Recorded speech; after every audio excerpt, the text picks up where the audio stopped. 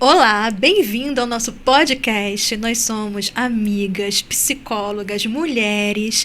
Estamos juntas para falar sobre a questão de saúde mental com profundidade, mas com muita leveza. Olá, Aline, tudo bem? Oi, amiga, tudo bem? Olha, gente, tô muito feliz de estar aqui com vocês. E bora ir para esse assunto, já começar direto, né? Esse assunto aí que é preocupante, é um problema pessoal, mas também é social, né? Social. Da exaustão emocional das pessoas, afastamento por conta do trabalho, né? Sim, Aline, é tão importante nós falarmos sobre isso, principalmente sobre a questão do Brasil, Sim. né? Que está no número de um país mais ansioso do mundo e existem as questões da estrutura brasileira também, da estrutura do trabalho, da estrutura do trabalhador para lidar com todas essas questões também. Nós vamos falar sobre a questão do trabalho, vamos falar sobre a questão da personalidade também do trabalhador, que lida com a questão do trabalho também, e sobre adoecimento emocional, burnout. Uhum. Sim, vou fazer uma pergunta aqui para nossa audiência. Você já parou para pensar que, às vezes, se sentir cansada, exausta por conta do trabalho, já se tornou uma coisa, assim, natural? Né? Ninguém se questiona mais. E aí eu separei uns dados aqui que eu quero compartilhar com você, que o Brasil, ele enfrenta uma crise de saúde mental. Eu fiquei, assim, chocada com esse número. No ano passado, 2024, mais de 472 mil pessoas receberam afastamento do trabalho pelo INSS devido a transtornos psicológicos. Esse número é o maior registrado nos últimos 10 anos. Segundo os dados do governo federal, o crescimento desses afastamentos está diretamente ligado ao aumento de diagnósticos de ansiedade e depressão. Então, existem muitos fatores que contribuem para isso. Ambiente de trabalho precário, sobrecarga de trabalho, às vezes assédios morais, né, que acontecem no ambiente de trabalho. Isso aí a gente sabe. Nós sabemos. Tô rindo, mas é preocupante, né? Tivemos uma experiência pessoal. Pessoal, né? E, assim, não é afastamento por questões de saúde física. Não. Esses dois transtornos mais prevalentes, que é a ansiedade e a depressão. Isso é muito preocupante, né? Eu lembro de uma paciente que eu me identifiquei, que tem casos assim que o paciente traz uma fala e você se identifica para a própria vida, né? A paciente fala assim, olha, quando eu ouço a música do Fantástico, eu já fico nervosa. Eu já ouvi isso também. Que eu tenho depressão. Que trabalhar.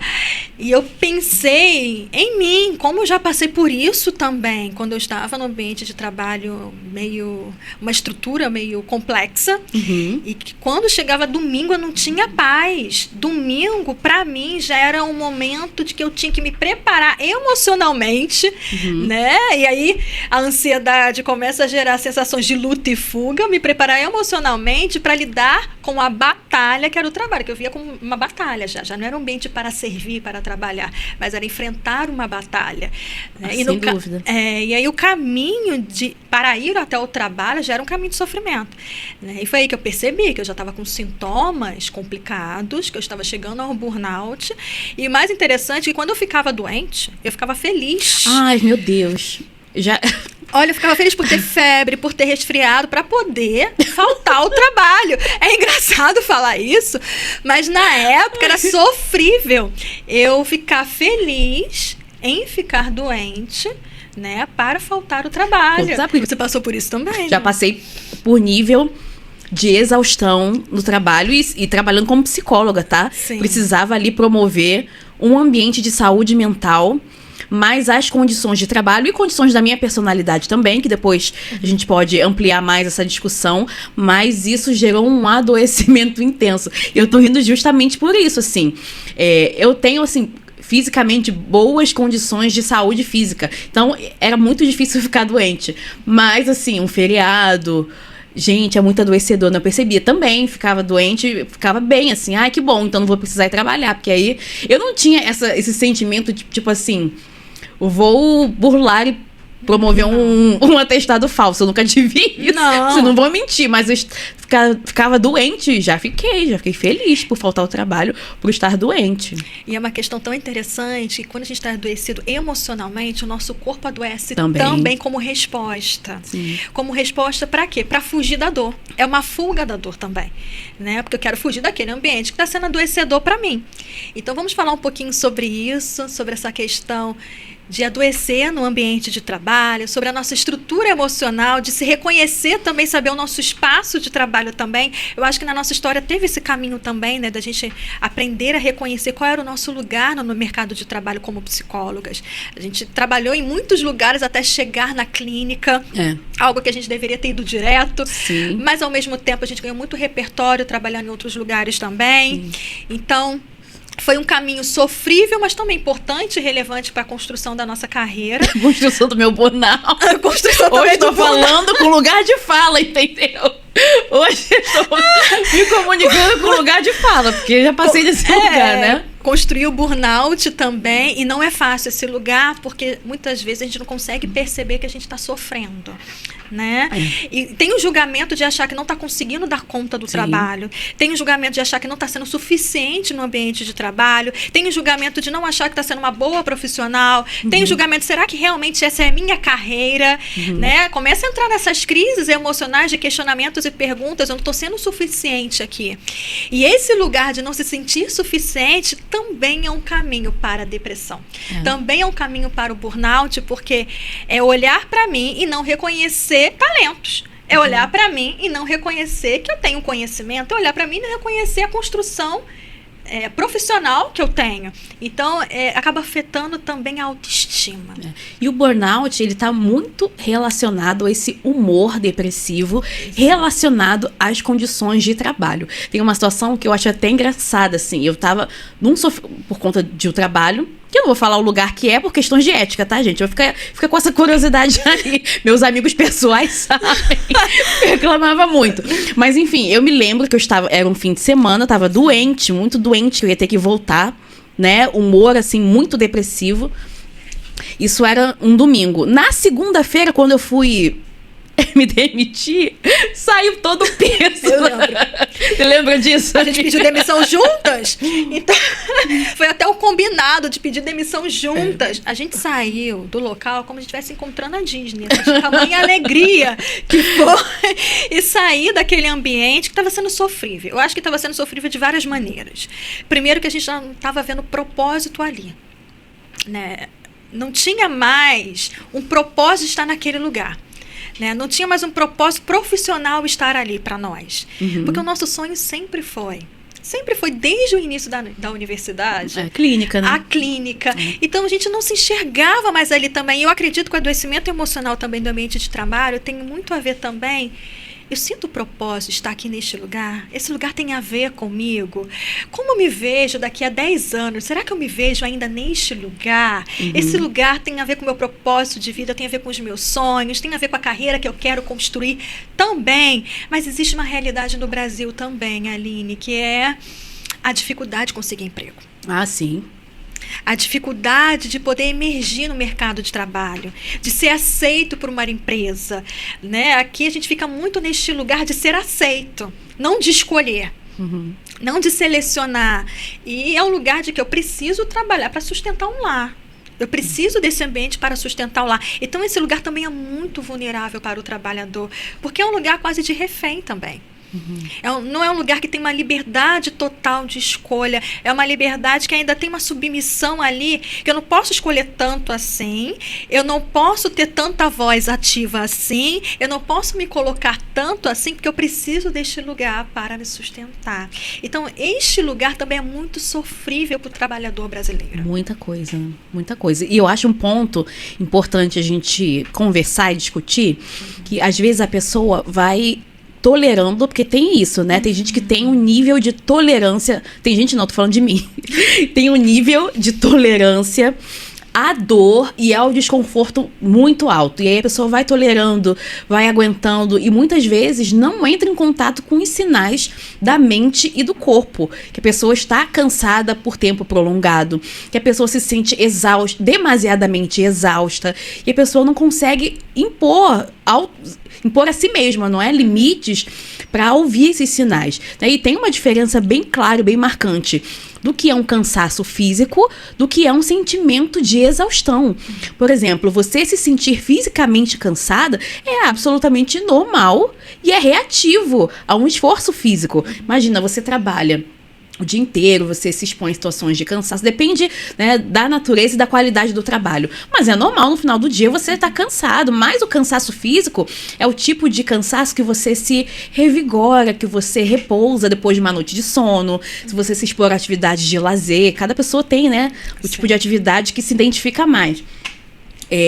Mas é o tipo de coisa que te regenera, que te levanta e te coloca numa posição de continuar o trabalho. Quando é uma exaustão emocional, uma exaustão mental, você pode ter 8 horas de sono que você vai continuar muito exausto. Você pode ter melhores momentos de lazer. Inclusive, o burnout rouba isso da pessoa, né? Sim. Esse desejo, esse prazer, esse interesse de se expor a outras atividades. Então, é muito importante a pessoa prestar atenção nesses sinais do corpo e que a mente estão emitindo, né? Porque, na verdade, o cansaço é mental. O cansaço está dentro, né, Aline? O cansaço está dentro pela culpabilização, o cansaço está dentro pelo medo, o cansaço está dentro pela questão da pessoa olhar para a sua vida profissional e pensar, calma aí, eu não posso, né, perder esse trabalho, eu não posso perder esse emprego, eu não posso perder esse lugar, que é um lugar onde eu tenho o meu salário. Então, a pessoa se vê ali sem grandes possibilidades na vida também, né? Só que é muito interessante que hoje existe, né, a questão da internet, a questão das redes sociais, que muitas pessoas estão construindo agora. Eu até vi uma entrevista falando que agora a nova geração vai ser a geração que não vai se aposentar, né? Porque a geração que está se tornando seu próprio chefe. Né, uma geração que está construindo a sua própria carreira, está construindo a sua própria empresa. Então, também tem aí outras oportunidades também para a pessoa se ver e construindo algo novo para si também, né? E não se ver de forma tão limitada como as pessoas da geração passada, né? Que viam muito a questão da empresa como casa. Né, essa é minha casa, eu tenho que me aposentar na casa, né? Tinha muito esse significado de relevância, de importância social, né? Você passar muito tempo dentro de uma empresa, né? E ficar ali durante muitos anos. E isso hoje já não é um lugar para a juventude, né? Hoje se permite mais esse lugar de mudar, de migrar, até de migrar de carreira, né? Até de mudanças de carreira também. É importante ter esse olhar mais amplificado, porque quanto menor o repertório de olhar a situação profissional, mais sofrimento gera. Quando você começa a amplificar o seu repertório, ver outras possibilidades também, sai do movimento de adoecimento emocional. Flexibilidade, né? A flexibilidade. Flexibilidade psicológica. Ser flexível é sinônimo de ser saudável mentalmente. Tem muita gente que é rígido, né? E tem até uma coisa que você estava falando do trabalho ser uma casa. Na geração dos nossos pais, era muito comum, às vezes, as pessoas se aposentarem no mesmo lugar que conseguiu o primeiro emprego. A longevidade no ambiente de trabalho era uma coisa muito valorizada e tinha um significado muito grande, né? A pessoa dizia, tenho 20, 30 anos de casa, né? As pessoas, hoje em dia não, né? As empresas até valorizam essa atividade de ascensão de posição, essa disponibilidade de mudança, essa flexibilidade. E por falar em flexibilidade, eu acho interessante a gente discutir aqui que a gente não vai desconsiderar os fatores sociais, os fatores econômicos, organizacionais que geram o adoecimento, mas como a gente é psicóloga, né, minha gente? A gente tem que falar também dos fatores individuais, dos fatores de personalidade que contribuem para o adoecimento emocional, principalmente a falta de flexibilidade no ambiente de trabalho. Eu li uma entrevista, né, numa revista de economia até, que eu tô dando aula, que psicólogo estuda para tudo, gente. Questão de saúde mental, a gente sempre está estudando, porque cada caso de paciente é um estudo. Eu digo que é uma pesquisa, é uma pesquisa científica, vamos dizer assim, cada caso. Então, eu fui chamada para dar aula uma vez por semana para pessoas que sofrem de compulsão, né? De compulsão, que gastam muito, compulsão em gastar, né? Em consumo. Compras, em compras. E a maioria são pessoas concursadas. Olha que interessante. A maioria são pessoas que passaram em concurso. E a maior reclamação deles, né, devido ao adoecimento emocional no ambiente de trabalho, é a falta de propósito e não se sentir com uma estrutura emocional para lidar com pessoas. Pessoas que têm dificuldade em lidar com outras pessoas. Pessoas que não têm tanta flexibilidade em lidar com o público. E aí eu li, né, estudando bastante, que hoje as empresas admiram funcionários que não têm o currículo maravilhoso, mas que têm a flexibilidade de lidar com todos os tipos de pessoas. É soft skill, né? Essa questão do social. O social é mais relevante do que um grande diploma, né? E isso tem a ver com uma condição de estrutura psíquica, emocional. Capacidade de se relacionar. E ambiente corporativo é um lugar onde você precisa exercitar sua capacidade de lidar com o outro. Trabalhar em equipe, né? Um outro elemento que eu pensei aqui, o perfeccionismo. Eu me lembro que um dos elementos que me fez adoecer emocionalmente, na época que eu tive essa exaustão, foi realmente esse perfeccionismo. Muitas pessoas atrelam o seu valor pessoal ao trabalho, ao seu trabalho, à sua capacidade produtiva, ao tanto de realização que pode obter por intermédio do trabalho, e isso a longo prazo pode ser adoecedor. Imagina, você ter muitas demandas e você sentir que precisa executar com perfeição, eu tô até esbarrando aqui, né? Sentir que precisa executar com perfeição todas elas é muito adoecedor, né?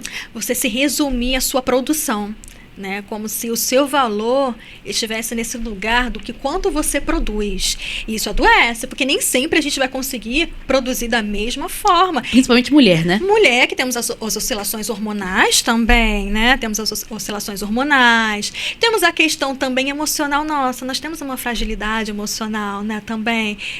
Nós temos uma sensibilidade maior diante da fala do outro. Outra questão que eu queria trazer aqui também, que é muito importante, é a questão da comunicação no ambiente de trabalho também. Isso pode adoecer, principalmente se a comunicação é uma comunicação também agressiva, né? A comunicação que faz o outro sentir que a qualquer momento pode ser demitido. Isso aumenta também o nível de ansiedade, principalmente quando a pessoa não reconhece ainda o seu próprio valor profissional. E esse é um caminho muito importante para a saúde mental, o reconhecimento de quem você é.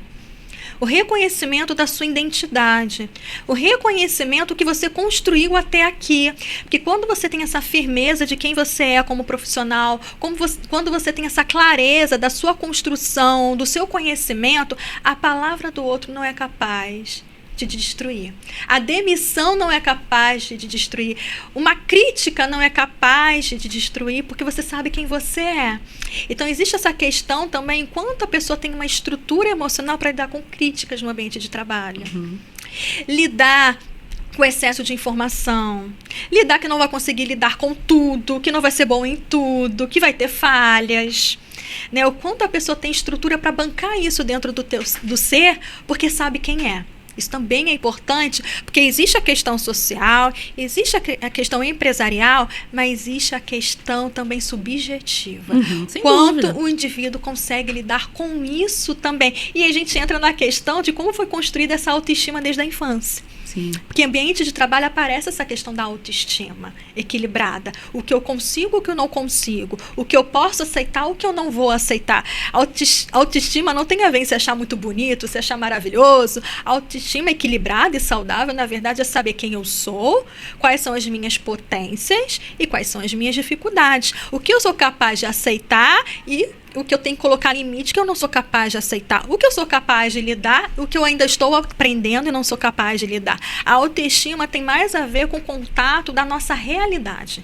Quem eu sou, o que eu sou capaz de oferecer e o que eu não sou capaz de oferecer também. É uma questão também de autoestima, né? É ver a realidade e se posicionar diante dela. E às vezes é difícil saber se posicionar quem tem essa necessidade de agradar por causa de uma estrutura emocional ainda frágil, emocionalmente frágil. Eu tenho que agradar para me manter aqui. Eu tenho que agradar, fazer a qualquer custo, qualquer coisa, para continuar sendo querida no ambiente de trabalho. E esse lugar é impossível para se sustentar a longo prazo, porque você vai ter que negar quem você é. Né? E aceitar, às vezes, situações que são inaceitáveis também. Então, é importante o reconhecimento de quem você é, essa personalidade bem estruturada, essa autoestima equilibrada para lidar em qualquer ambiente de trabalho. Isso, tem muito a ver também, você falou de autoestima, da comunicação, a dificuldade que as pessoas têm em impor limites. Isso é um fator muito grande para o adoecimento. Pessoas que gostam de agradar em excesso, que têm dificuldade em estabelecer fronteiras saudáveis, porque o ambiente de trabalho é um ambiente que requer que a gente imponha fronteiras saudáveis, imponha limites. E a pessoa se coloca num lugar de submissão também. Isso é um fator que é um combustível para o adoecimento também, né? Sim, que a pessoa se coloca num lugar menor do que ela é. E é horrível, eu acho, quando você olha para si mesmo e pensa, nossa, mas eu não sou assim, por que eu estou me colocando neste lugar? Mas estou me submetendo a isso com medo de acontecer alguma coisa, né? Então esse lugar também é um lugar onde a pessoa se diminui para caber. E quando você se diminui muito para caber em um lugar, você se perde, né? Você perde ali quem você é, não aparece quem você é. E um dos caminhos do adoecimento emocional é essa desestrutura da própria identidade. Exatamente. Muito bom. Um outro elemento, acho que é o último, a gente pode, né, terminar, é a necessidade de controle. Também é adoecedora, não é uma tentativa, às vezes a pessoa é muito ansiosa e o ambiente, ele é um ambiente ansiogênico também, então essa tentativa de controlar o ambiente de trabalho, tentar controlar os próprios resultados, isso também é um fator que contribui muito para o adoecimento. Então isso gera frustração, isso pode gerar um sentimento de impotência, isso sobrecarrega também a mente. Imagina, a gente não tem controle de nada, sentir que pode e que deve controlar tudo, cria realmente uma sobrecarga. Somado isso, as condições difíceis de trabalho, isso é aí um prognóstico de doença mesmo, né? De doença. E de se perder de si, né? Que é o mais triste. É você perder do seu próprio propósito. É você olhar para você mesmo e não ver um lugar de valor, de valorização também. E quando você se submete muito a tudo, onde está o seu valor aí? Que é capaz de dizer não, que é capaz de entender que não é capaz de controlar as outras pessoas. O máximo que você pode fazer é o seu bom trabalho, confiar no bem que você faz naquele ambiente de trabalho e ter essa autoestima, né? Calma aí, se o outro me contratou, é porque eu sou capaz de fazer isso.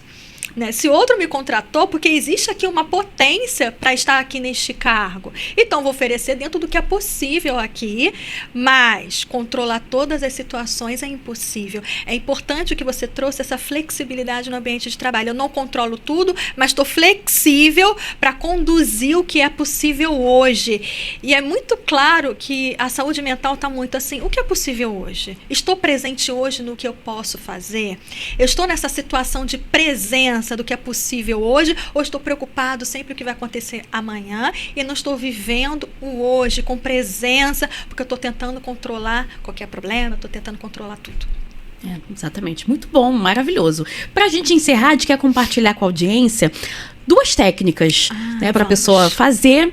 Se você, né, se sente muito cansada, muito sobrecarregada, e aí tá com dificuldade de gerenciar o seu tempo, de se sentir produtivo, em primeiro lugar, acho que antes de técnica, né, porque a técnica é uma ferramenta muito positiva para te ajudar, mas ela não se sustenta a longo prazo se você não se expor a um tratamento terapêutico para você entender suas questões de história de vida, entender como você afeta e é afetado pelo ambiente de trabalho, questões do ambiente organizacional que podem estar te adoecendo, questões da personalidade que foram citadas aqui, mas existem muitas outras que não dá tempo da gente abranger tudo, mas tem 2 técnicas. Uma técnica que eu acho interessante, que é a técnica da respiração. Se você tá ali, criança a gente ensina assim, né? Respira. Cheira a florzinha só pra vela. Isso. Pra facilitar. Não é? Mas existe uma técnica que eu ensino para as minhas pacientes, inclusive, quando você tá num momento de muita ansiedade e você já tá percebendo os sinais fisiológicos da ansiedade, você pode fazer a técnica chamada 4-7-8. Faz aí, se acomoda aí. Não sei o que você tá fazendo agora. Tem gente que gosta de fazer, né, ouvir podcast sentado, acomodado no sofá. Aproveita e faz agora. Você vai inspirar o ar pelo seu nariz durante 4 segundos. Vai manter o ar preso nos seus pulmões durante 7 segundos e vai esvaziar os seus pulmões durante 8 segundos. Aí você repete quantas vezes forem necessárias para você se sentir acalmado. Isso é ótimo, né? Você já fez essa técnica? Claro! E nunca... Faz parte. Faz parte, depois de muitos atendimentos, às vezes precisa da técnica de respiração para continuar atendendo. É muito bom. É muito bom, porque a respiração, você fica mais presente no aqui e agora.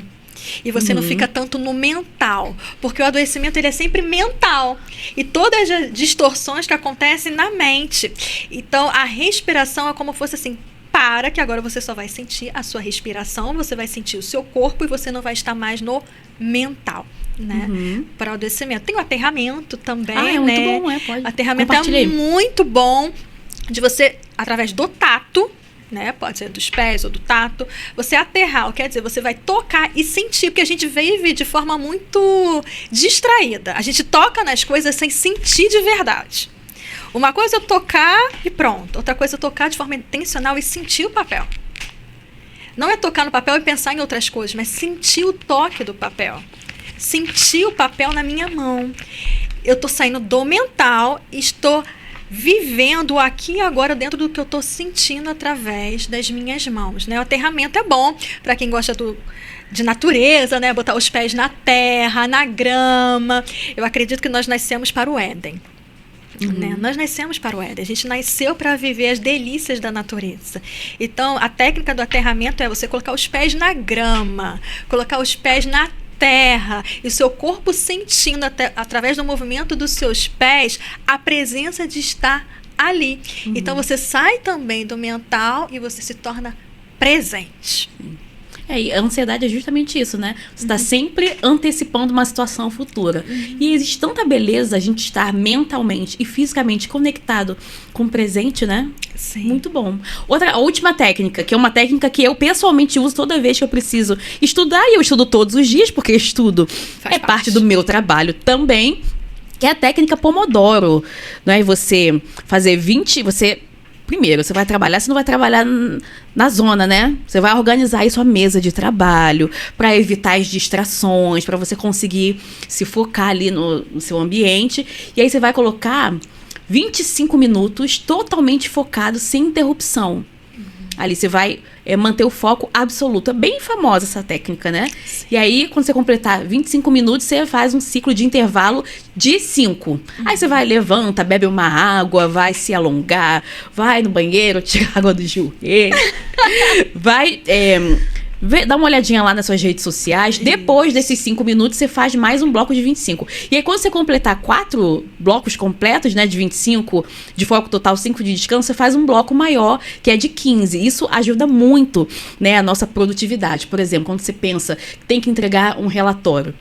Pensar no relatório pronto talvez seja uma atividade que demande muita energia mental, você já se sinta paralisado. Agora, você desmembrar essa atividade, dividir em blocos menores, isso traz uma sensação, né, de plausibilidade muito maior. Então, muito mais fácil você executar e tira a sobrecarga do nosso cérebro. Principalmente para quem tem tendência à dispersão, como eu. Como eu também, né? Como eu. Então, assim, eu uso muito essa técnica para poder estudar, para poder me concentrar, que eu não consigo manter um nível de concentração a longo prazo.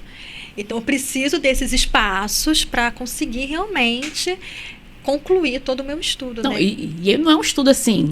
simples, né? Não.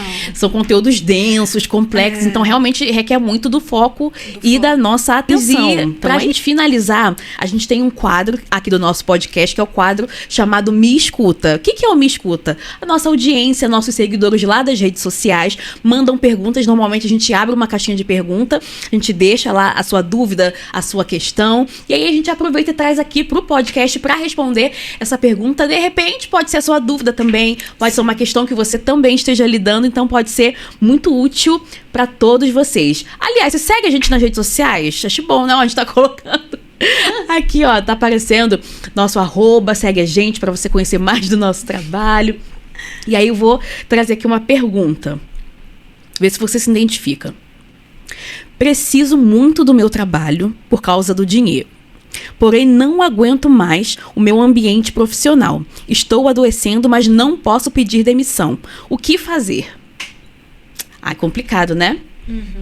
Delicado. E não é só essa dúvida... eu acredito que não seja só a questão da seguidora, não. Muita gente se identifica com isso. Eu já me identifiquei. Eu já me identifiquei. Né? Em muitas situações, circunstâncias da nossa vida. Agora, a gente está conversando aqui sobre a flexibilidade psicológica. Sim. O que é essa flexibilidade? Você buscar fazer o que você pode agora com os recursos que você tem. Então, se é um ambiente que você percebe que te adoece e você não pode sair imediatamente, também não significa que você precise ficar plantado ali naquele lugar. Não. Você pode fazer pequenos movimentos em direção a uma nova perspectiva. Porque às vezes a gente fica num ambiente de trabalho muito... por conta do medo também, não é? Da segurança, da falsa segurança que traz. Da sensação de segurança. Porque, na verdade, é possível, ainda dentro do ambiente de trabalho, ver novas formas de construção. E eu vou usar você como exemplo. Você passou muito tempo dentro do trabalho para juntar dinheiro para fazer o seu intercâmbio. É verdade. Foi um meio que você construiu, teve essa flexibilidade psicológica para construir algo novo dentro de uma situação que para você estava motivação, né? Motivou. Gerou uma motivação ali e construir algo totalmente novo. Sim. Super possível dentro da situação pelo qual você estava. Então, ter essa flexibilidade de que, ok, estou aqui, porém, entretanto, todavia, o que eu posso fazer para sair daqui? Sim. O que eu posso construir para sair daqui? Né? Ter essa flexibilidade de mudanças também é importante, né? Porque quanto mais rígido nós somos, cria uma visão muito limitada das nossas próprias potências emocionais. Talvez você pode muito mais do que você imagina, mas não se permitiu. Sem dúvida. E você pode também, além disso, não sentir presa àquele ambiente. Você pode mandar currículos, procurar outras possibilidades e oportunidades de trabalho. Quem sabe também não pode ser um chamado para você empreender, não é? Comigo eu tive muito essa experiência também. Eu sempre quis ser psicóloga clínica, mas por medo da instabilidade da clínica, me prendi durante muitos anos em diversas áreas da psicologia que eu sempre gostei também, mas nunca foi minha paixão. Né? Nunca foi aquilo que eu diretamente me sentia vocacionada. Você pode pensar em possibilidades e impor alguns limites dentro da sua circunstância atual. Será que você tem dificuldade em dizer não? Né? Será que você tem dificuldade também em ouvir os sinais do seu corpo? Porque tem gente que entra ali no fluxo do trabalho, leva trabalho para casa, pensa excessivamente no trabalho, associa o seu valor pessoal ao quanto é produtivo. Tudo isso é um combustível para adoecimento também. Então, existem mudanças que, às vezes, as pessoas só valorizam uma mudança se ela é imediata, se ela é grandiosa. Mas, muitas vezes, pequenas mudanças... Na verdade, toda mudança que é importante e é significativa na nossa vida, ela não pode acontecer de uma hora para outra. Então, às vezes, muitas vezes, pequenos passos, mudanças graduais, inclusive na sua forma de se relacionar com o seu próprio trabalho, também é muito útil, né? O básico bem feito, né? Isso aí. O básico bem feito todos os dias constrói impérios. Exatamente. Porque é o que sustenta. É o que sustenta a longo prazo. Né? Então, e principalmente, né, Aline, olhar. Eu acho que é importante ela olhar para ela e construir um significado no trabalho dela também, né? Sim. O que ela quer para ela, quais são os desejos dela, porque quando você está ali no trabalho só pela questão que é importante, né, que é a financeira, de ter um salário, você acaba esquecendo também de sonhos e desejos que a pessoa tem, né? Então é importante olhar para si também, né, e reconhecer os sonhos que está aí dentro de você. Sim, muito bom. É isso, gente. Muito obrigada pela audiência. Obrigada por nos acompanhar aí no nosso episódio desse podcast maravilhoso, né, amiga? Adorei.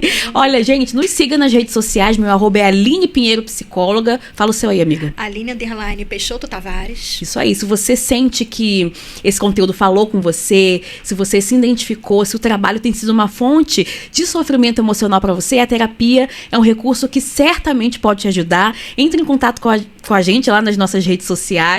Vem cuidar da sua saúde mental. Olha, um beijo pra você e até o próximo episódio. Até mais.